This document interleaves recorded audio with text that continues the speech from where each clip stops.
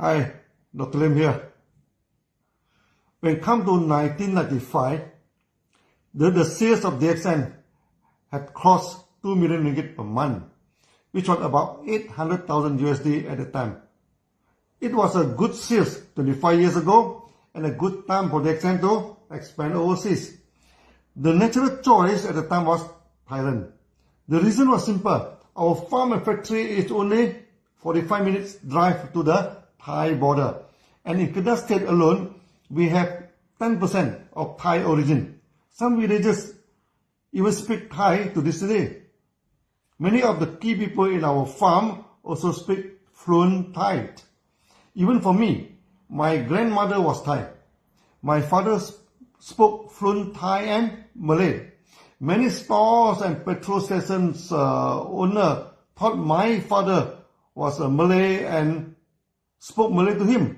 My father never bothered and always chatted with them in Malay. Only when the handphone became common, all the stores and petrol station owner had a shock of their life, when they heard my father talking in Chinese. Not only my father, every time when I travel by the Thai airline, sometimes when I cross the border, even though I'm holding a Malaysian passport, the Thai officer spoke Thai to me. Apparently, they know I have Thai blood. Initially, I'm puzzled by this now. How could they tell I have Thai blood? So one day, I'm chatting with my Thai key staff and asked her how she could tell that I have some Siamese gene. She told me every Thai would know I have Thai blood. I asked her, how? She said, by looking at my eye. They know I have Thai heritage. They really amaze me, And it's true. By looking at the eye, I can differentiate a Thai, Filipino, and Indonesian letter. About Thai market, the main problem is that I could not understand and speak Thai. But for southern Thailand, that is not a problem, as there are also many local Malays who speak Malay with some northeastern Malaysian slang, the Kelantanese like that. But at least I could communicate with them. In the early days, most of the members of the DXN were the Malays. And naturally, they started to sponsor the Malays in southern Thailand. This is welcome by me, as I could communicate with them easily. Very soon, member introduced one rich family of Malay in southern Thailand to join hands with DXN to establish the market in Thailand. DXN formed a company together with him and two of his friends. They were the major shareholder, and DXN held a minor share. That was okay. It is alright for DXN to make some money from the factory, and the market we could share with our partners. Very soon, more and more people started to join DXN in Thailand, and we could get 400 to 500 members at a time. And it was very convenient for the Thai member to visit our farm and factory due to proximity to Thailand. This is even true to today. Visitation of the farm has more Thai members than local Malaysian members. So by right, Thailand should be our first market outside Malaysia. But we never mention Thailand, but give the credit to Indonesia and say it is Indonesia, our first major market after Malaysia. Why was it so? Because at the time, we committed two fatal mistakes in the Thai market. First, we let a member become our shareholder, and they could develop the market. This immediately created some issue, as the members in Malaysia could not compete with them. The company and shareholder become a competitor to the members. You may wonder, I am very firm with PASU and do not let members enter into shareholding of the company. Then why in Thailand we allow it to happen? The reason is very simple. The time Thai did not allow foreigner to hold majority shares in a JV company, and a foreign company could not do retail sales in Thailand. We need a local shareholder. Secondly, it was the language. Most Thai do not speak English at the time. Thai was the only language they knew.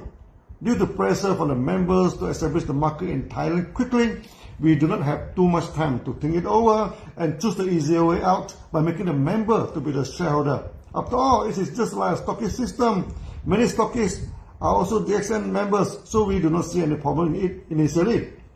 The second fatal mistake, we let the branch office run all the show. They operated independently.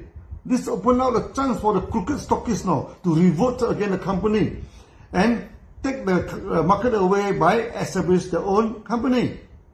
The sales in Thailand grew steadily, and when reached beginning of 1997, the sale touches 2 million baht. At the time, 1 ringgit could trade 10 baht, and 1 USD could trade 25 baht. So it is about 80,000 USD per month. Then something abnormal started to Europe. First, the branch started to delay payment. No? I keep on ordering, but the payment is not up to date. And there were a lot of line cutting. No? Many of the lines belonging to Malaysian members were hijacked into their line. This created a lot of complaints, and many members became angry about it. Even though I tried my best to persuade the partners in Thailand, but to no avail. Then suddenly they stopped ordering and moved to a imitator company without warning, the copycat of DXN. They invited me to discuss with them. I brought my wife, and there were 3 of them in front of me. From the beginning, I immediately sensed the atmosphere was not good enough. They were arrogant and non-smelling. Then they accused DXN of stealing the technology from that imitator. They claim the imitator is a true technical holder and supply the products to DXN. Now they decided to join the original company. Before I could even explain myself, one of them took out a pistol and put it on the table between us. He told me, "You do not want to see my face again in Thailand." Actually, this was a common dirty technique in southern Thailand. They cooperate with you. When the business was good, then they show you pistol and ask a thug, to chase you away from Thailand. They thought that with my wife around, we would be frightened, but to their astonishment, my wife started to giggle and laugh at them. My wife know me well. When someone dared to threaten me like that, I would deal with them squarely. Immediately, I leaned myself towards them and talked coolly, point my finger to the pistol and said to them in Malay, "Tunjuk pistol karat ni," meaning showing me this rusted and stupid pistol. Karat means rusted in Malay. Then I asked sarcastically, "Hang tak malu kah?" Hang is a Kedah dialect meaning you, and in a very rude way. Only during quarrels we use that. So the question when translated means, "Are you idiots not feeling shameful?" I told them if they want to show pistol, at least show something like a James Bond one, not this rusted pistol, the shameful pistol karat. All of them were shocked by the response of me and my wife. They expect us to run back to Malaysia like a frightened cat. But instead I'm yelling at them like a mad tiger. I pointed to my eye and told them, "Darah semku lebih darimu. Hang na my pistol kah? Mean my sandwich blood is more than you. And you idiot wanted to play pistol with me." They were shocked. I did not know how to respond to me. Then I challenged them to fire the first shot and see what would happen to them and their family. Of course, this was an open threat to them.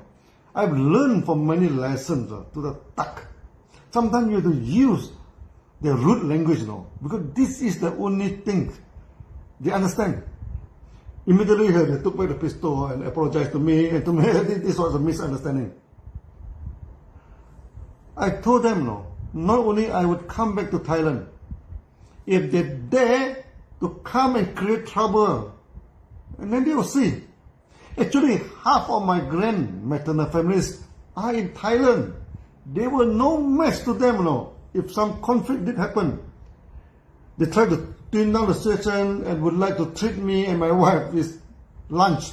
Both of us reject them flatly, As we were worried they may put some poison or black magic into the food, Then they took out the accent coffee and treated us coffee, which of course we accept. I told them, it was okay if they wanted to set up their own company. Then they did theirs, and DXN will be doing our own marketing. But if they try to play foul and violence, then I would deal with them to the end. This incident has a bad impact on DXN. When a foreign partner jumped ship, we were facing almost a total loss in the market. Also, partnering with others when they do not allow the HQ instruction or cutting the line in the market, it will be very difficult to handle. The risk is just too much. From this sad incident in Thailand, DXN learned a valuable lesson. We never join hands with anyone anymore. Throughout the branches in the world, DXN become a lone ranger, and we do it alone. All the branches all the branches are 100% owned by DXN without any local partners. This makes DXN to be the most skilled company in the world, without any worry about the local management, which may modify our rules and create unhealthy competition in the market and cut the lines. At that time, we also started to prepare to go into Indonesia. And suddenly, we had to reset the market in Thailand and did it all over again now. At that time, we lacked the resources to work on 2 foreign markets simultaneously. We decided that better focus in one market rather than try to catch 2 at the same time now. As the sayings go, those who try to catch 2 rabbits at the same time get no rabbit. So in 1997, we focused on the development of Indonesian market. I did go to my relative in Thailand to ask them to be my proxy for the company. They scolded me for not going to them in the first place. Later, we re-established the market in Thailand. Even we put the focus on Indonesia, the market in Thailand did grow steadily again and reached 20 million bahts per month. 10 times the sales when they sold me the stupid crystal karat. The story of Thailand did not end here. After jumping the ship, the ex-partner of DXN quickly realized that the quality of the products for the imitator were not good at all, and the supply of products were not stable, and they did not have their farm and factories. And most importantly, many of the leaders missed me. They wanted to join back to DXN. Many of them were trained by me, and they missed the jokes and the story from me. The imitator could not even talk properly on the stage. Forget about training them the products and marketing skill. Like Pasu, they quickly ended in trouble. The market was the only worthwhile market for the imitator. So the imitators always try to squeeze them out and took over the company. They did not call me, as before that I yelled at this our ex-partner. They called my brother Bunni, expressing their will to join DXN again. At first, Bunni rejected them flatly, but like Pasu, they called Bunni again many times. Eventually, Bunni passed the message to me. I decided to meet them. I'm going to tell you the dramatic development of meeting them in the next video.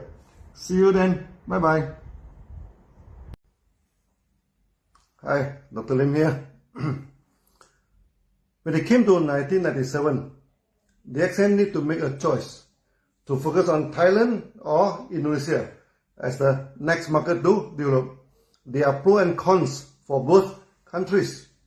Thailand is the land neighbor of Malaysia and only 45 minutes drive from DXN farm and factories. But they mainly speak Thai and hardly speak English. In southern Thailand, some can speak Malay, but they are minority. Language is the biggest barrier for us to develop this market. Also, the unhappiness in the encounter with the local ex-partner was not present at all. Indonesia is also the neighbor of Malaysia, but there is no land access. We have to cross the sea to reach there. The main advantage is they use the same language as in Malaysia. The Indonesian language and Malay are very close to each other, and normally we can understand each other. Our life are full of making choices. We have to make one choice after the other. No? There is no free gift dropping from the sky. So we have to make a decision to focus in Indonesia or focus on Thailand. At the end of the day, I decided to go to Indonesia. We started to prepare for the market around April of 1997. It took us many months to apply for license, to operate the import permit, and etc. Finally, we identified a small shop lot in Jakarta and opened our branch in Indonesia. Our first sales happened around the end of July 1997, and we brought forward to August. So technically, it is August 1997 we started the market there. When stepped into September 1997, suddenly we are facing the greatest crisis that we ever faced, the meltdown of Asia finance. When we went to Indonesia, the exchange rate was 2,500 rupiah to 1 USD. However, when stepped into September, the exchange rate started to melt down. When we TT the money to Indonesia in September 1997, the exchange rate was 3,400 to 1 USD, but the bank refused to give us that rate and only honored 2,500. The exchange lost a lot of money in the transfer of money to Indonesia for setting up the market. The sales of the exchange were actually picking up well, and we started to stock up the buffer stock for the expansion of the market, which actually saved the exchange in the coming drastic meltdown of the currency. That time the market was full of anxiety and fear. Someone told me if the rupiah depreciated to 5,000 to 1 USD, they so face a lot of problem. Then the rupiah depreciated to 5,000. Then they say if it depreciated to 8,000, they so die, And it depreciated to 8,000. Then they say they will have to jump down from the top floor of the high-rise building to kill themselves if it touches 10,000. My goodness, the rupiah touches 15,000. We started to hear people committing suicide due to financial stress and business failure. At that time, the currency in Southeast Asia were hacked by the big financial shock and plummeted in a free fall style. And the hardest hit was suffered by Indonesia. The currency was almost depreciated on a daily basis. We are full of shock and worry, Many American companies raise the price almost on a weekly basis. But no matter how you raise the price, it cannot catch up with the free plunk of the rupiah.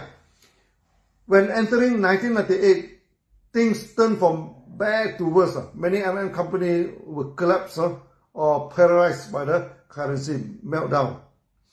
It is no longer possible for the exchange to carry on the business as usual, as the currency has melted down from 1 USD to 2,500 to 15,000, depreciated 6 times in value now. Even if you increase the price 100%, the market would collapse.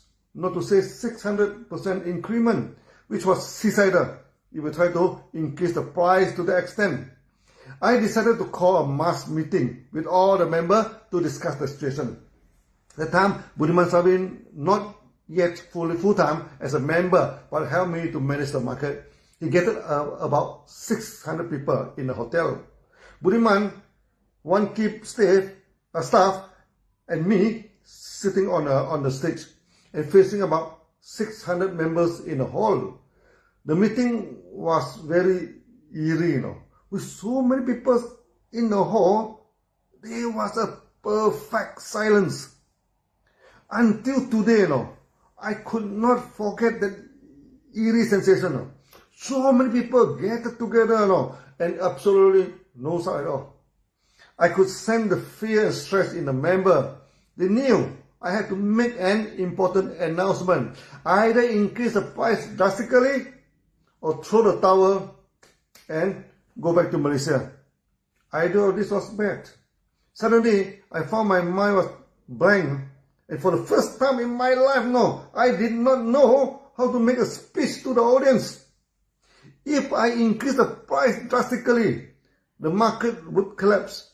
If I do not increase the price, the company would collapse.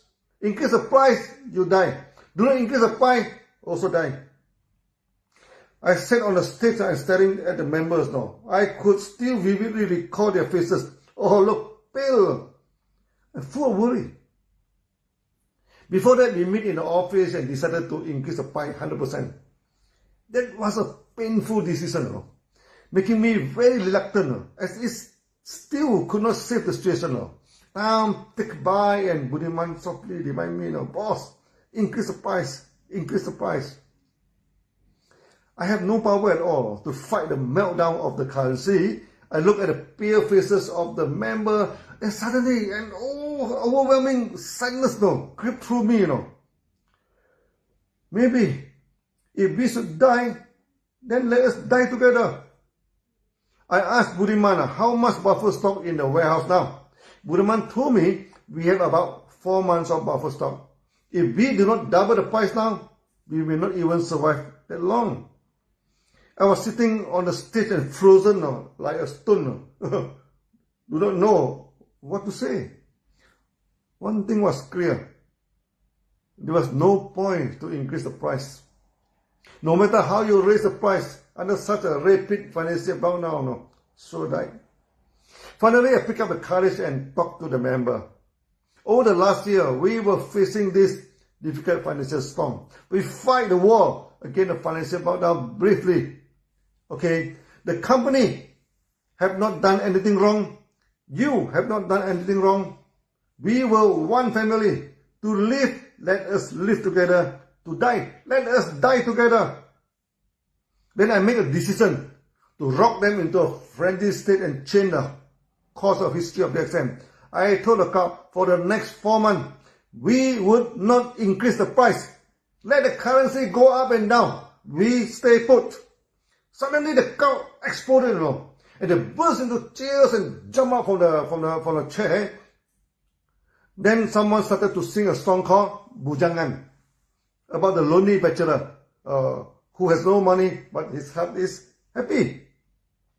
The song vibrated through the hall. Walau tiada wang tapi hati senang. This is the sentence that you should learn Malay, mean that even no money, my heart is happy. They started to dance with the rhythm of the song. The meeting was over. No matter what Budiman and me tried to talk to them, our speech was superseded by the song, and everybody was dancing. I remember this song to this day. Every time when I hear this old song, my heart always turns emotional. Okay, the news that DXN would not increase the price and stay put for the next 4 months spread like wildfire and ripple through the market. The time many MIM companies has stopped operation, all the members flocked to DXN. DXN became like a refugee camp. People queue up to join members. The line was so long, it extended to the outside road. At first, 10,000 members joined DXN in a month, then 20,000, and finally 50,000 members join DXN in a month. DXN survived. We may lost in the product's price, but the membership fee kept the company going. This is the power of Eka Naga, the one dragon or the one process company. From raw material processing until marketing, it is under one roof. This is to a great extent dampen the damage of the currency meltdown. As the wages and expenses were paid in local currency, the DXN was not affected much by the up and down of the USD. The sales in DXN DXN Indonesia rocketed through the roof. We reached a few million USD per month. Over 20 years ago, that was top sales in Indonesia. The production reaches economy of scale, and we no longer lost money in the products and started to make money. The gathering in Indonesia was growing in number. At the peak, it reached 15,000 people in Senayan Stadium, the largest stadium in Indonesia. Indonesia still holds this record to this day, in DXN. During the gathering, members from India and Philippines were joined in their anniversary. They were greatly impressed, no? And after going home, the sales in India and Philippines started to pick up strongly. Indonesia became our first major market, and that time members started to chant DXN number one, as we were number one in Indonesia. There were many interesting stories of how members changed their life completely to the better life through DXN in Indonesia. From Indonesia, our market expanded to Philippines, from Philippines to America, from America to Latin America. From Malaysia, our market expanded to India, from India to the Middle East, from Middle East to Europe and Africa. DXN not only survived through the economic crisis, and every crisis actually made DXN stronger and bigger. We control the supply chain and the distribution chain, and this minimizes the impact of the currency fluctuation. So many countries like Philippines, India, Mexico, and Islam, over the year, the currency sprung a lot. But due to the experience in DXN Indonesia, DXN survived. As we have put it many times, surviving is winning in MLM. In MLM, if you survive, you always win. There were many interesting stories in Indonesia. We shall cover it in the next video. See you then. Bye-bye. Hi, Dr. here. Eventually, the imitator deteriorated quickly. And this is the first problem they are facing. Secondly, the imitator couldn't speak proper English, but his wife could speak fluent Thai, as she is the Malaysian Thai. But the wife know nothing about genotherapy, and all training has to be done by the Thai trainer. And the Thai trainer was trained by me. And basically, they were using the genotherapy of DXN. This was the second problem. Third, when they asked to visit the farm and factory, the imitator brought them to the factory and the farm of DXN. Then they used Photoshop, to modify the photo and put in their company name and logo. But they forgot, the DXN logo in the background and become a big joke in the market. Fourth, was the imitator using the supply of products to threaten them, into submission. If they refuse to cooperate or ask too many questions, then they will delay the products. Not only that, sometimes the market was active and suddenly the imitator was short of products. Apparently, they got the products from the third party and the supply chain was not smooth. Lastly, also the most deadly problem was the imitator planned to take over the company completely. They gang up with the trainer and told the ex-partner of DXN that now the imitator group has 51%. They all have to listen to the imitator. All the bank accounts will be in their signatory and etc.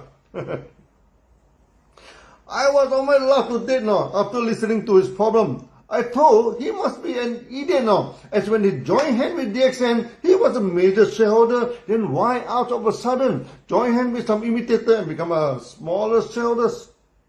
He told me he was influenced and cheated by the imitator, that their technology and supply it to DXN, and the owner of the factory and the farm of DXN family. Hi, Dr. Lim here. Today we'll continue the story of Paso. This is actually not a motivation story, but this is about the dark story of Paso. I seldom tell this story, but it may not do well for the good reputation of Paso. But over the years, I saw many MLM DXN leaders committing the same mistake again and again. Maybe I should tell this story as an educational message for those leaders. What they should do when suddenly a lot of money comes into their life and turns them crazy. By right, when a lot of money comes into your life, it should be a happy incident, right? It depends on how you handle the money. If not, you end up unexpectedly having trouble in life. So today the story is how money can make you crazy. You're not prepared for it. Come back to Paso. In the beginning, he was still serving in the government, doing odd jobs, getting about 250 ringgit per month. That time 1 USD could trade for 2.5 ringgit. So about $100 a day. This is not enough for the expenses of the family, so his wife roasted some coffee and he tried to sell it. Eventually failed and the van was taken by the bank. In the first month joining DXN, his bonus is 37 ringgit. His wife made a lot of noise because he started to make telephone calls to ask people to join DXN. The telephone bill was more than 100 ringgit. A pure loss in the first month. So when he discussed his difficult situation to me, I consoled him, I asked him to try harder. I told him 37 ringgit was better than his pay rise every year. Indeed, even at a raw salary of 250 ringgit, he did not enjoy any pay rise and it has reached the maximum of his pay scale. The next month, he got about 120 ringgit, enough to pay the telephone bill. Then gradually increased until about 2 years' time, he got 16,000 ringgit, about 6,400 USD per month. 25 years ago, that was huge earning in Malaysia, and you could lead a good life. We were happy and proud of Pasu, and in many meetings we tee him up and praise him as DXN hero. He also enjoyed giving speeches and being welcomed by many DXN members. By right, this should be happy story and happy ending. But true life did not work that way. In the early day, we put in the accumulated sales in the bonus statement, so you know how much was the sales from the first day until today. Sales of DXN expanded widely. In 1993, our sales were about 20,000 ringgit per month. Then in 1994, we reached 200,000 ringgit per month. Then in 1995, we reached 2 million ringgit. The sale expanded 10 times a year. After 1995, we continue to expand non-stop until today. In 1995, the bonus of Pasu reaches 16,000 ringgit per month. Then something happened. I heard he married the second wife and then the third wife in quick succession. During the old day, the Muslim in Malaysia could marry 4 wives. Some people even told me he married the second and the third wife in the same day. I was never interested in the personal life of members and never asked him about that. So I did not know whether this story was true or not, but the market started to rumor about that. One night, he was calling me, texting me over the telephone. I asked him where he was now. He said he was in the hotel. I asked whether he was out of station. He said no, he was in our staff. It sounds funny to me. He has 3 wives, and why should he stay in the hotel?